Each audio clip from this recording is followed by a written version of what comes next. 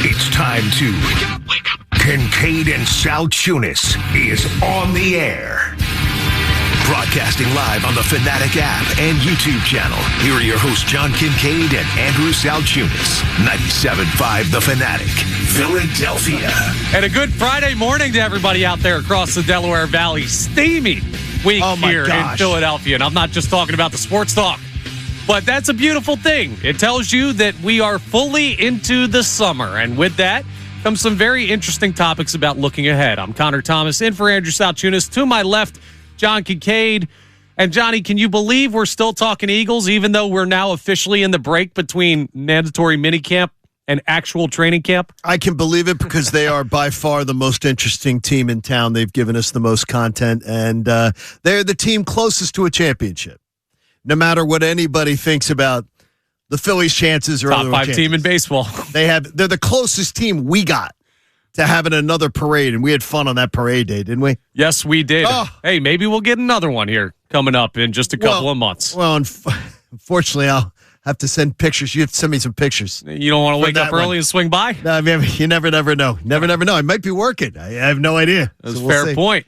We'll see. We're going to get into, because there's, speaking of the Phillies, an awesome pitching matchup tonight, at least from the perspective of who you're facing with Jake Mizorowski and the Milwaukee Brewers.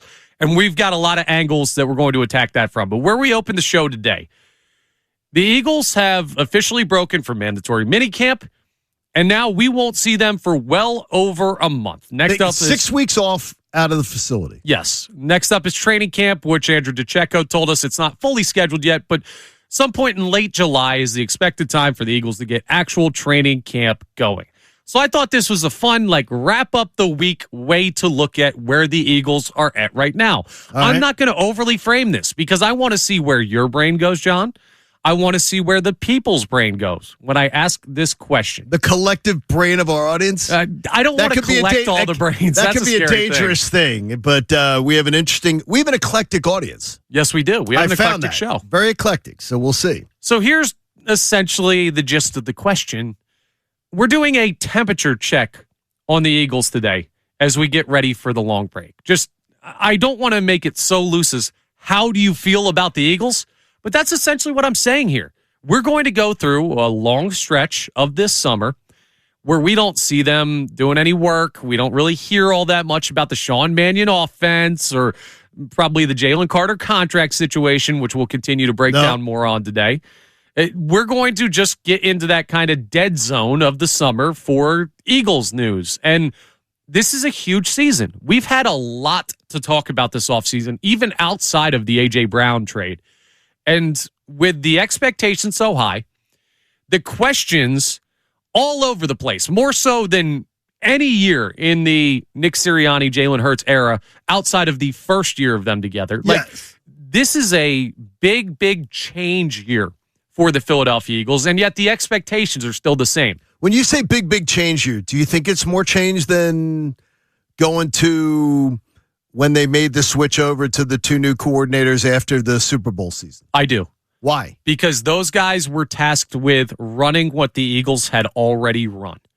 They were adding wrinkles, but that was the most that we heard about Brian Johnson and Kevin Patullo. Kevin Patullo didn't even add wrinkles, really, but it was... Oh, no, he added wrinkles to... I guarantee he added a few to me. Yeah, well... My frowning, there are a few frown lines, I think. The dermatologist told me, stop frowning with that. That's fair. But to the offense, he did not. They were coming in, and essentially it was, this is how we run things in Philadelphia. Add a couple things here and there, but this is the core of what we like to do. Okay. What the organization has told you since hiring Sean Mannion is it's his show on the offensive side of the ball.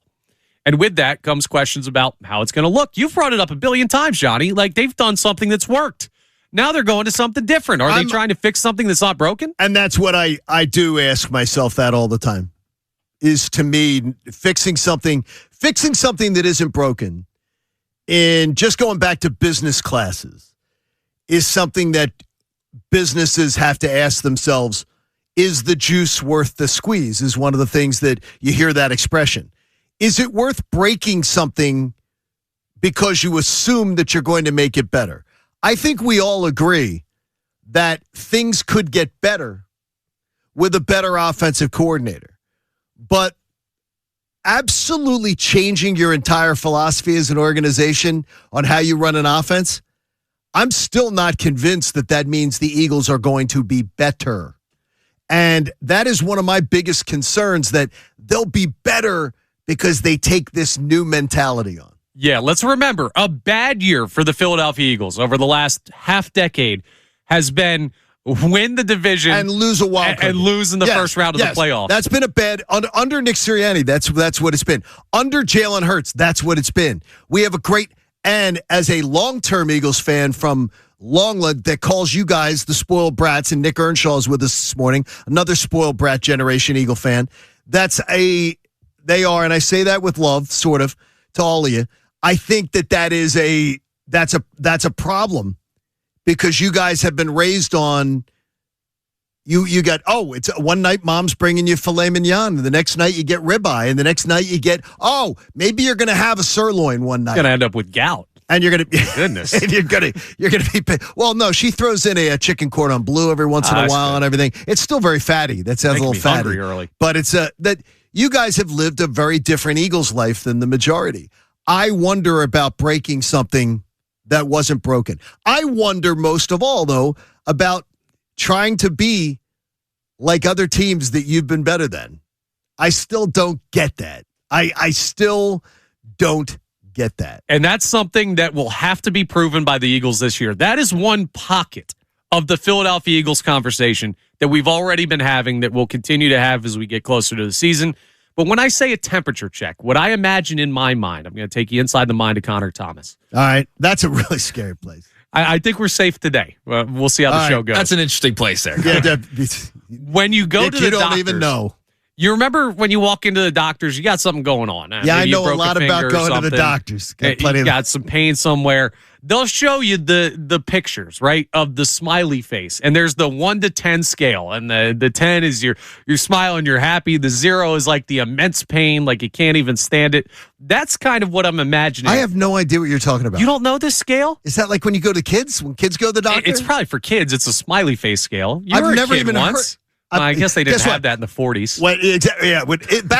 Back in World War II, Connor, you know what the doctor said to you? Buck up. Walk it off. Exactly. So suck it up, Buttercup. Basically, they showed you. What do you mean? They showed you a graph and said, point to it and said, yeah. I swear to you, I have no idea what you're talking about. Oh, I guarantee a lot of people really understand this See, one. Yeah. This is where I'm at. You spoiled little brats. That's what they said to you? How you feeling, Connor? Point to where you feel on the map. Yes. Now, I've had a doctor say to me, on a scale of 1 to 10, how's the pain? That's essentially what it is. They just put nice little smiley faces. Oh, my God. You guys are so pampered. Well, that's what I'm doing swear to you. For Eagles fans today. Oh, that's what I want for the listeners. I want you to tell me where you're at on the smiley face scale when it comes to the Philadelphia Eagles. This is amazing. Yeah, go ahead and do some research. I don't even remember Liv doing that. And we can have conversations, because you're not just going to tell me, I'm a 10. I'm as smiley as it gets when it comes to the Philadelphia Eagles. I need to know why. I need to know what your big concerns are, and we'll break that down further as the show continues. But if I was to ask you, John, just a very general question of your temperature check on the Eagles. This is a guy, if you have not been listening all the time on Kincaid and South Tunis, we know you have a busy life, but we love when you tune in. He guaranteed an NFC Championship game appearance for the Birds. Final Four. So with that is where I believe the Eagles will end up. Now, could they do better? Yeah. I hope so. I believe they will be in the Final Four. With that being said, I imagine that you're pretty comfortable with where the Eagles sit today. I feel really good about them. I really do. I don't think they were as bad as people think they were last year. I think that they had incompetent coaching. Again, I think Kevin Patullo was a chimpanzee level of intelligence as far as running an offense. I think they could have put like you see they have the little monkeys and they asked them to run a keyboard. I think he could have done just as competent. They'll write Shakespeare eventually. He was terrible. Absolutely terrible. And so I think that's what it was. They weren't that bad last year. They just had an incompetent coach that didn't know how to get the best out of them. So if I were to ask you the question then to follow up about the concerns you have for this team, I'd imagine they're minimal. But we've talked about a lot. Mine are minimal, but I'm also hoping that some of the little minor stuff gets taken care of, like contract stuff, things like that. Yeah. I don't want any distractions. I don't want this group having any distractions. And yes, there could be some distractions, and I don't like that. Other than that, I don't really have any concerns at all. I think this Eagles team, part of it being they're so much better in their division than their peers. I don't know that that's true. Okay. See, now this is where this discussion even gets more interesting because my faith in them in this division is immense. Yeah. Immense. I don't think they stroll to the division. I don't think it's just a laugher, but I have no doubt they win the division. And then when you get that, then okay, I know they have a home game, and then you take it from there. And I've just got such immense confidence in where they're at and where they're going. I think it's going to be a great year. I think Eagle fans are going to have another fun season. See, this is fun because it's like an Eagles open world video game. Do you know what those are, Johnny? Which one's essentially what it is there's just like one big map, and you could go wherever you want. There's a whole bunch of different things to do. Sure. You're not playing like a level or something. Okay. That's what this is for the Eagles today. I want to see where people take this. We're going to have different quests for you along the way with topics where we point you in a certain direction. But just your general feel on the Eagles. For me, I'm more concerned than you. And there's a couple of reasons for that. Let's start with what we were just on with the division. Okay. The Giants are improved based on what you've normally seen in the past. Let's look at the Sirianni Hurts era. They're more improved. This arguably is the best upside that they've had. I mean, you can look back at the Daniel Jones, Saquon year where they were winning a bunch of games in the regular season. We knew that team come postseason, the Eagles smoked them. So wasn't worried about that. But I think we could see another year where they're a 500 football team. I don't think that would, not that anyone could go 500. So you're saying that you think they could be like 9-8, 8-9. I think they could be. I'd lean towards the lower side. Okay. But I think they could run into a couple wins up there, especially with Harbaugh running the show. Okay, so you're telling me, I'm just writing this down, and I'm writing it down as far as you could see the Giants. I'm going to put the Giants, I'm even going to say 8-9. Okay. To not push it. All right. Then where do you see the Cowboys? The Cowboys are going to be a really good football team. And I hate saying that. Okay. Like, that burns me to my core. But that team worries me. Okay. And there are two main reasons for that. One is a guy that was in this town. Christian Parker taking over that defense. If they get anything out of that defense to a level where they're league average, or maybe even slightly below league average, with the offense that you've seen out of Dallas the past couple of years, they could be a problem in the division. I still think the Eagles win the NFC. Okay, so what do you say? Cowboys, are we going from last year they were 7? Yeah, I would look at them so as going to go 10-7? I would look at them as an 11-win. Okay, you say 11 wins. All right. So then you go 11-6 for the Cowboys. Yeah. Now the Commanders. What do you have the Commanders? They're lower down on the list for me. Okay, but no. But you got to give me some numbers here. I'd look at them as like a 6 or 7 win football team. Okay, I'm going to go 6 just to give them. Okay. Then where do you have the Eagles? 12. Dude, there's too many wins in the division for the Eagles. That mean if you had the Eagles winning 12, the Cowboys winning 11, that's 23. The Giants winning 8, that's 31. And the Commanders winning 6, that's 37. No, the NFC East is not having 4 teams with 37 wins. You're overestimating somebody. Okay. Who are you overestimating? Probably the Giants. If I had to guess on that list, I'm probably overestimating the Giants. Because you're overestimating somebody. Yeah. So you think it's the Giants? I would say it would be the Giants, but I hope it's not the Eagles.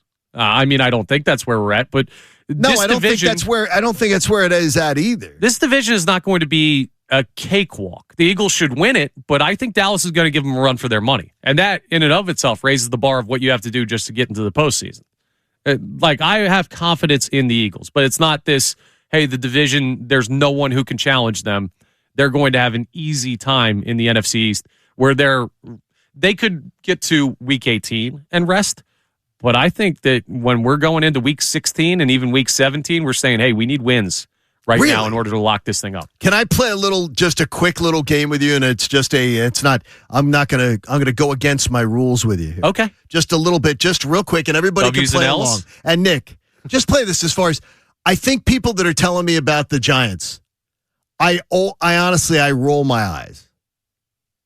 Not only do I see Cam Scattaboo and Douchey Boy, a quarterback, walking around in and out of like the Knick games.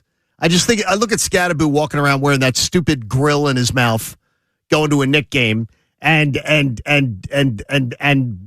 Ken and Barbie, Jackson Dart. I don't think that's a fair evaluation of how they're going to play on the football field. No, you see, I do think it is. And I'm going to tell you why. They both act like they've arrived and they've done not a damn thing in the NFL. And they both act like they're celebrities. And I love that because I think they're about to get kicked in the nuts. You think they'll be humble next year? Oh, I think they're going to get kicked in the nuts. But what I'm going to say to you is here, if you're the Giants, you think the Giants are better than Dallas? No. You think the Giants are better than the Rams? No. You think the Giants, okay, so just off the bat, then you're telling me there's a really good chance they could start out 0-2. Yeah. In a hole, okay?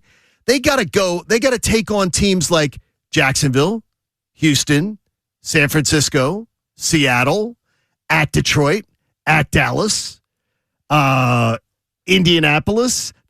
I don't see them being a team that could find 8 wins. Okay, so can back into it. I think it's too aggressive for people to be telling me the Giants are ready to make that jump this year. Will they be a more credible bunch? Sure. Yeah. Because John Harbaugh's there. That's the thing that scares me the most about them is how much does he change the way that they've operated. They've got a high-level head coach now, and they haven't had that for years. I love the way.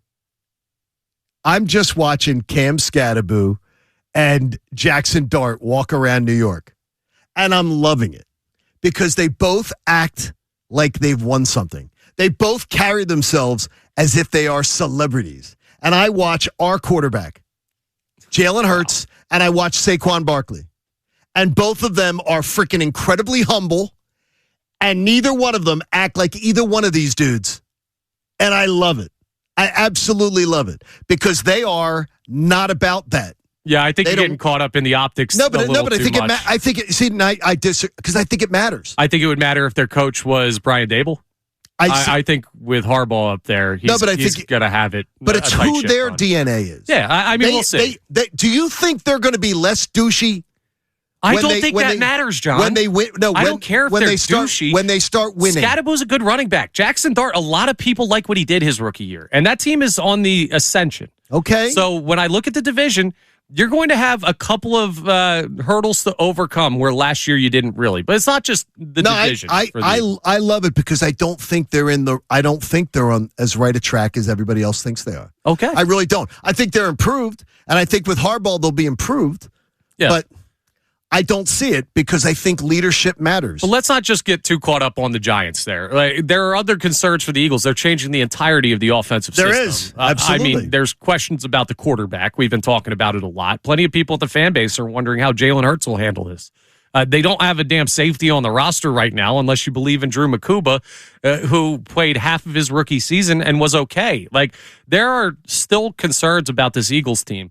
And for me, I'd be on the positive side. Nick Earnshaw puts on the board the Nakobe Dean loss is another big part of seeing how this will operate. He was one of the leaders of this defense.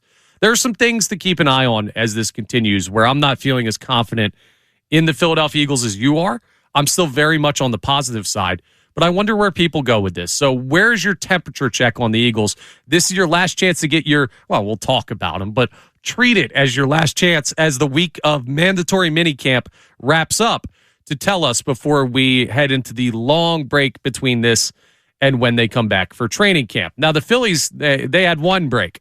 It was yesterday. They had an off day as they traveled to Milwaukee.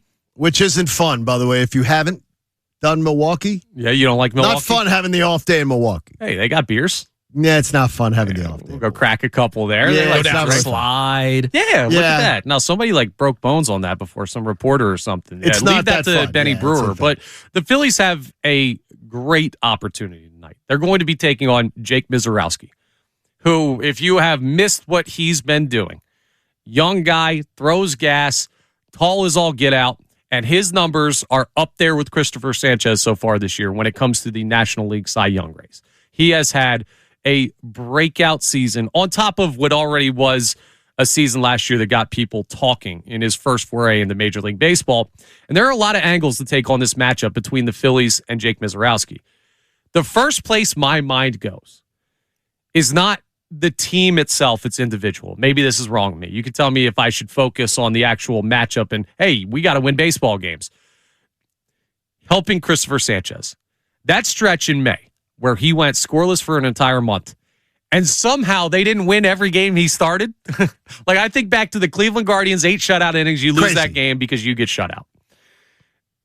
The offense has struggled. The pitching staff has carried them. And at some point, there is a dynamic in a clubhouse where you have that feeling as like a hitter on the Phillies. I imagine they felt this at points this year.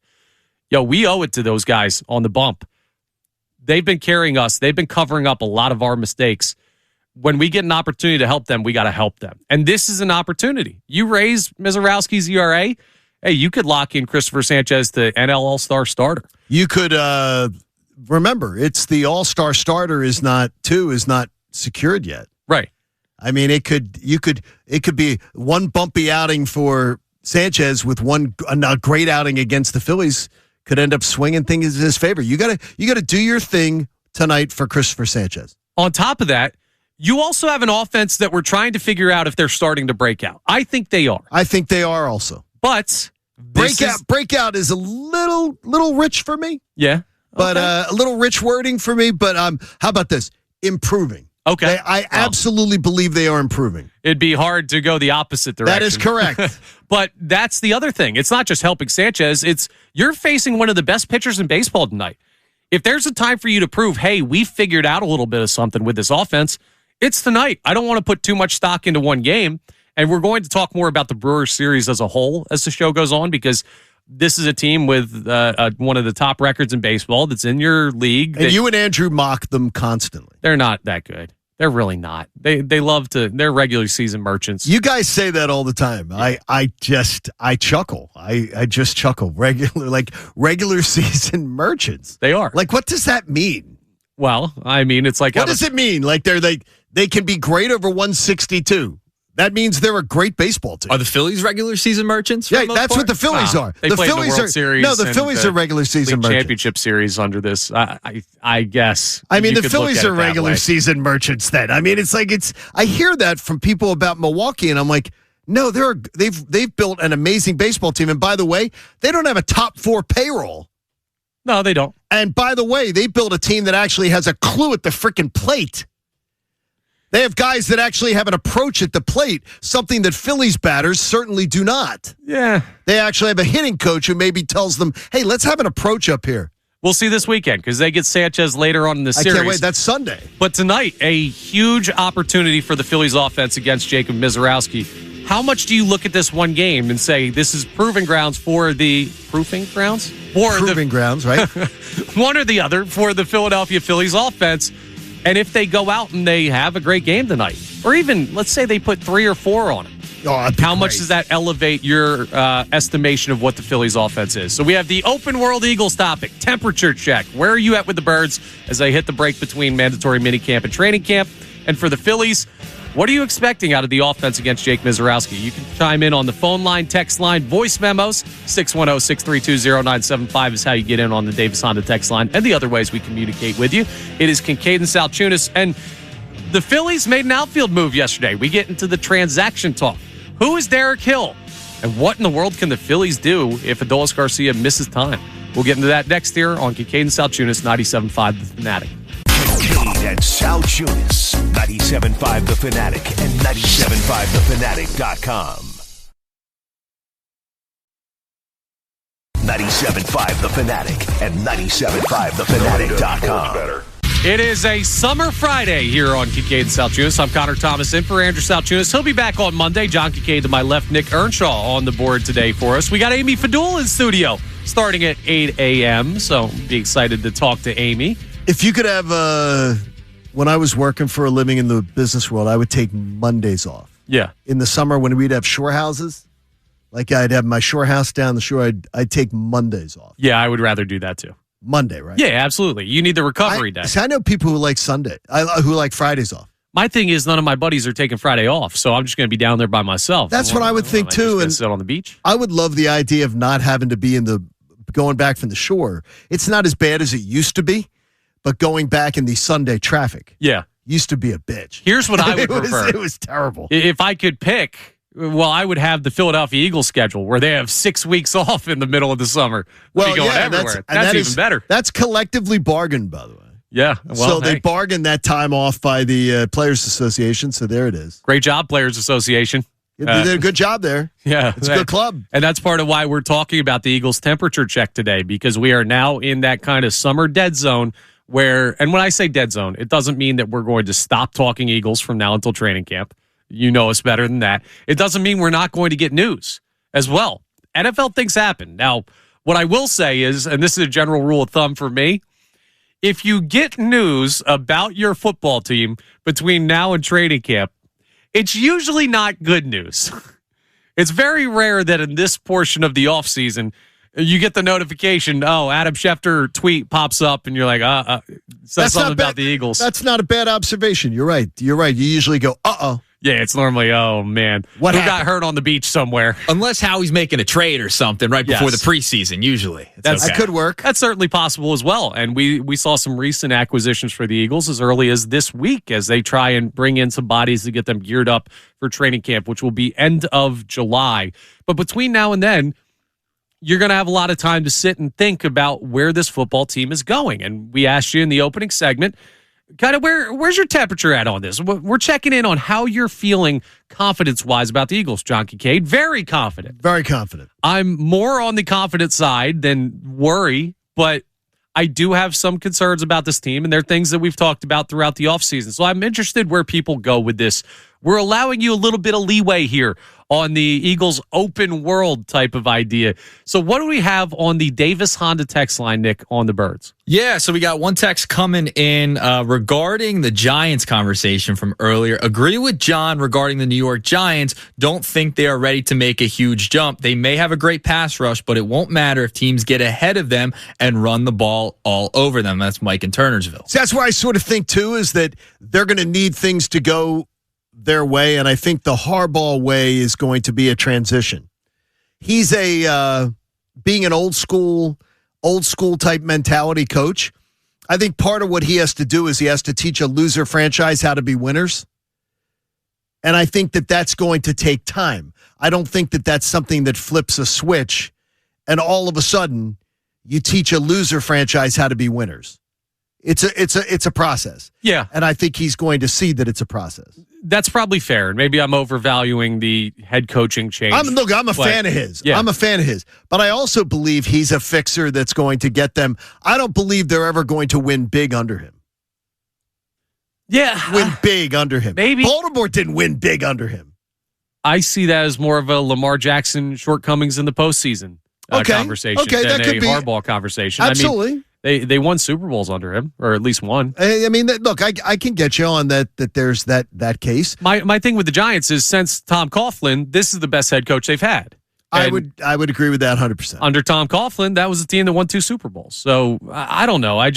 Maybe I'm worried about what I grew up with and the fact that those teams weren't all that special, but they found ways to be there at the end of it. And I wonder if the Giants are getting back to that. But Dallas is the much more present threat in the division. And we always, and I would just say to you, I'm going to hang up and listen if I haven't heard that a million times.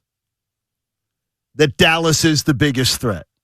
And even though I do think Coach Schottenheimer is a huge improvement over what they've had in the past, I've heard the Dallas song and dance a lot, and I will need to see that one develop. I'm going to need to see it to believe it. I think that's fair. And that's one that I doubt, because I doubt Dallas's culture. And I think that, again, the Eagles have a culture.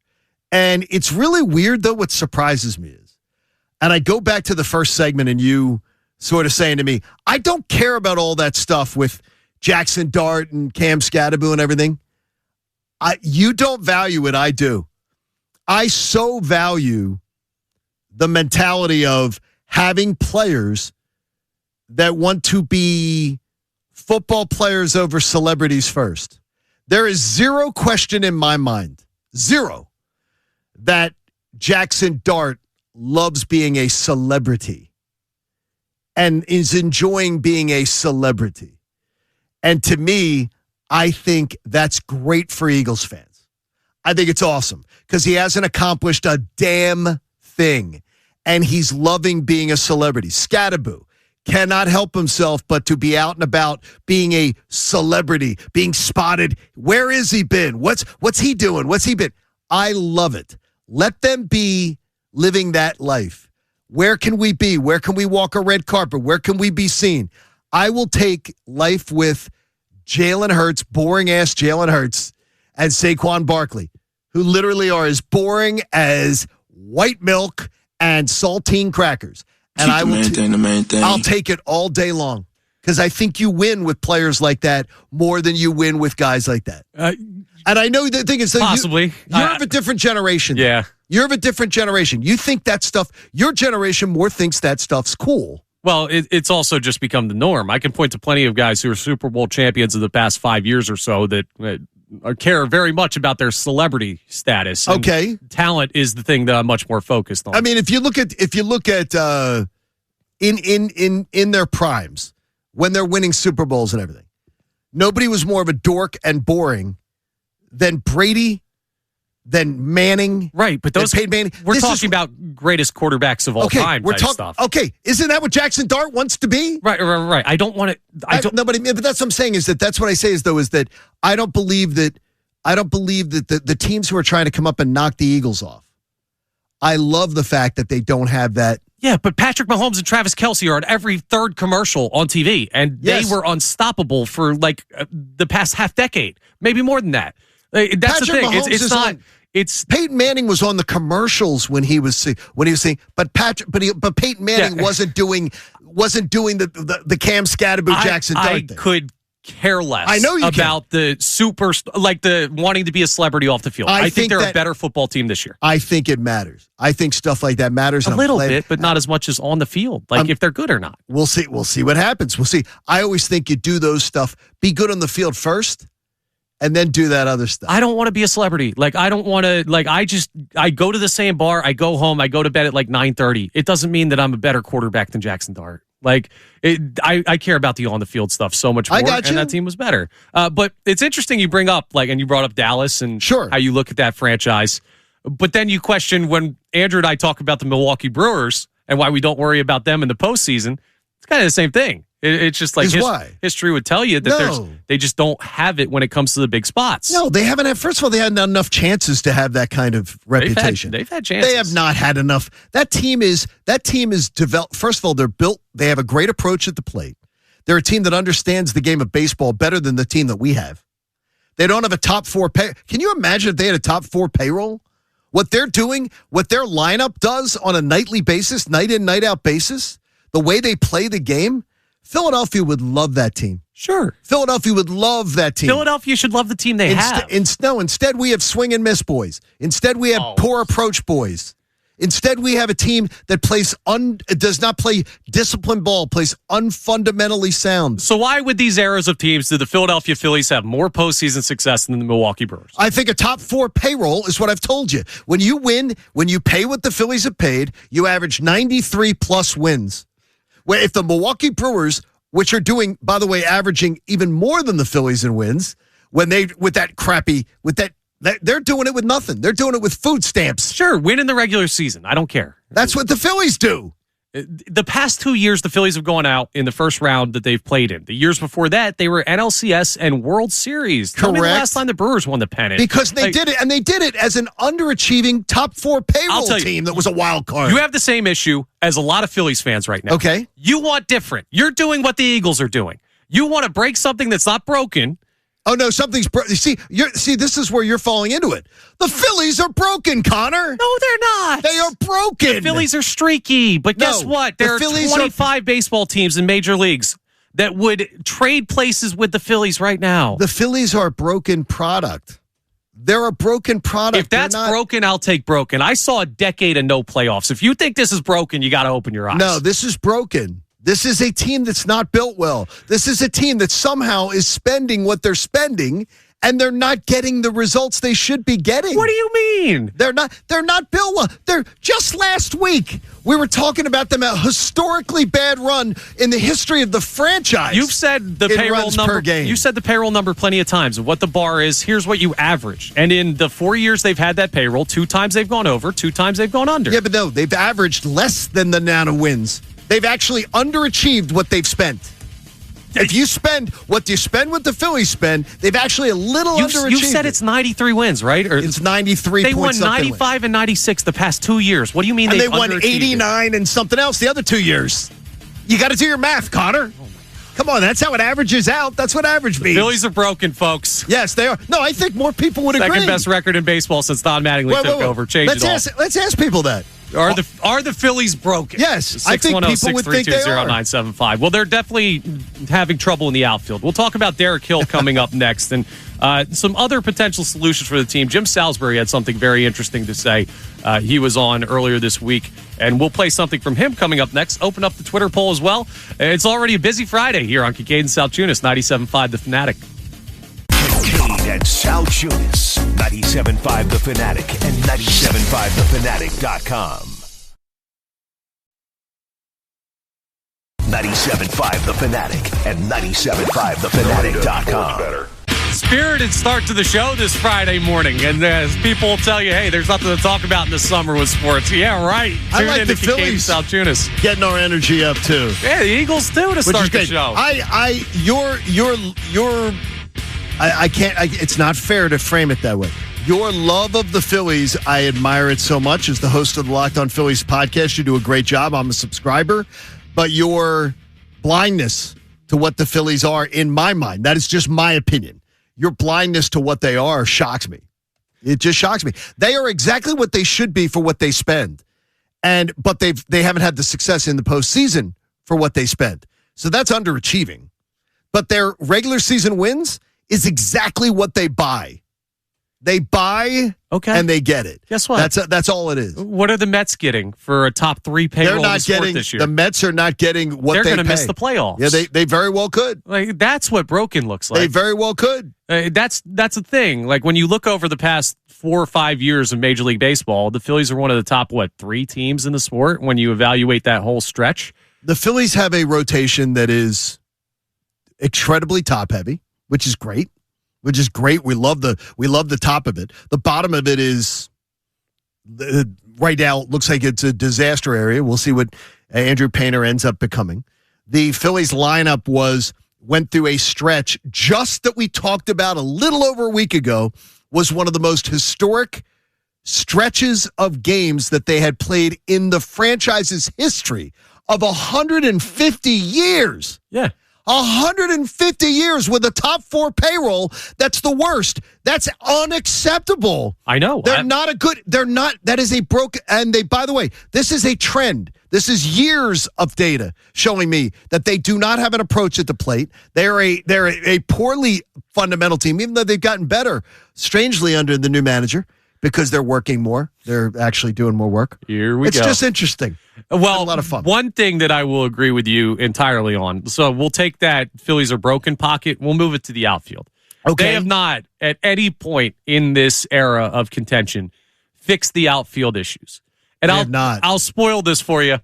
I don't think the acquisition of Derek Hill from Chicago is going to fix the outfield problem. So the Phillies yesterday went out and they traded for Derek Hill of the White Sox. They moved a couple lower-level prospects, Dylan Campbell, Jose Colmenares, and if you don't know those names, neither does any other Phillies fan. Like, those are some lower-level guys, and you got some international bonus pool money back. Interesting how you evaluate this, because you would look at this and say, I think most Phillies fans, oh, this is a red flag for the Adolis Garcia injury that we saw in Toronto. I sort of did when I heard it. Now, I checked in on the Athletics' Matt Gelb, who wrote a nice article about the acquisition yesterday, and they had been in talks, the Phillies and White Sox, on Derek Hill prior to the Adolis Garcia injury. So this wasn't just like, get on the phone with everybody. Who is available that's a right-handed bat that we can go get? We'll take any major league player. Right. Now, what this could be is, hey, we're worried about Garcia being healthy anytime soon, and we do need to pull the trigger on this deal now. But it's not just a blanket, panic move. This has been something the Phils had been planning for. So what does this mean for the outfield? Well, he's going to be on the major league roster. He's not great. Derek Hill has never in his career been anything better than a platoon player, which is fine because you just need warm bodies right now for the Philadelphia Phillies outfield. Okay. He's better than Garcia. No, he's better. He's better in every category than Garcia. Yeah, at the plate. He will be a defensive downgrade. Yeah, but when you say downgrade, Garcia's been pretty good. He has not had he didn't have a good week. He had a few plays this week that were a little shaky. Really? It was the first time. I didn't think so at it was all. the first time to me he looked a little shaky. I thought it was good. I thought he looked a little shaky on a couple this week. He did not, but he's been a fantastic upgrade. I mean, he has been a difference maker at many He's times. their best defensive outfield. But I don't think that anything I'm reading on Derek Hill, it doesn't appear he is in no way going to be a liability out there. No, he's an athletic guy. He's a step down from. How about this? He's a step down from Garcia, but he is a huge step up from what they had for years with Castellanos. Yeah, absolutely. So I'm not worried about that at all. And supposedly a fine arm. Yeah, He's not like an average to slightly better than average arm. Yeah, but you're probably not going to play him every day. So this could be a dual move situation for the Philadelphia Phillies, where you'll platoon him with a left-handed bat. Now, Justin Crawford has not been going well lately. Brandon Marsh is going to be playing every day in one of the center field or left field spots. So that would mean you're probably going to be seeing a call-up for the Philadelphia Phillies. And you can now call up a lefty and platoon them. You do have an extra roster spot. I know it's going to break your heart, John. They're carrying 3 catchers right now. Garrett Stubbs still with the team. That would probably be where the Phillies go. What are they doing? I don't know. What? No. This is the kind of stuff I need you. I need you to offer some level of insight to me. What do you want to tell me? I have no insight on that. I don't know. They like having Garrett Stubbs on the team. But that's for what reason? I don't know, John. I don't have an explanation. No, but the thing is, though, doesn't that bother you with the top 4 payroll? When was the last time he played? Look at the team. No. Yeah, but that's what I'm saying to you. They're winning baseball games. He's not playing. Why is he here, and why with a top 4 payroll? Because they don't have a lot of organizational Garrett depth right now. Stubbs. They don't. But that's why the team's broken. The point of the conversation is that's a spot that you're not really using, where you can then go ahead and send him down or put him through waivers or whatever, and you can bring up a left-handed outfield bat from the minor league system. And I would expect to see a platoon system in right field until Garcia returns. That would be my guess for what the Phillies are going to do. I would just look at it and say, wow, it's incredible what they have spent, and the roster they've built. It's horrendous. The LA Dodgers roster and what the Phillies are spending. The Phillies are spending. Everyone's talking about the Dodgers. You can't compare them to the Dodgers. The Dodgers are spending $22 million more than the Phillies. The Phillies are spending they're right there. The Phillies are spending $22 million less than the Dodgers. The Dodgers roster is so much better. You know top why? To bottom. Because there are free agents that are saying, I want to go play there, and I'll take $1 billion deferred because I want to win. The Dodgers are breaking the sport. They're not a fair bar. The Yankees roster is better. I don't believe that to be true. You would not take the Yankees overall roster better than the Phillies roster. The Phillies have a bunch of quad A guys they're constantly putting on this major league roster. Well, if you're talking organizationally, we'll get into this further coming up. But that's what I mean. We got to hit a break, but we'll get into this as we continue. I think you're really undervaluing the Phillies. We're going to reset our Eagles temperature check coming up next. I have a question that might seem easy to answer, but when we actually dive into it might be a little bit tougher than you think. And we'll also look at this Phillies-Brewers series that starts tonight from a team perspective. Because, man, this is also just a big series in general, not just because you're facing Mizorowski tonight. It Absolutely. is Kincaid and Salchunas. We'll open the Twitter poll on the other side as well here on 97.5 The Fanatic.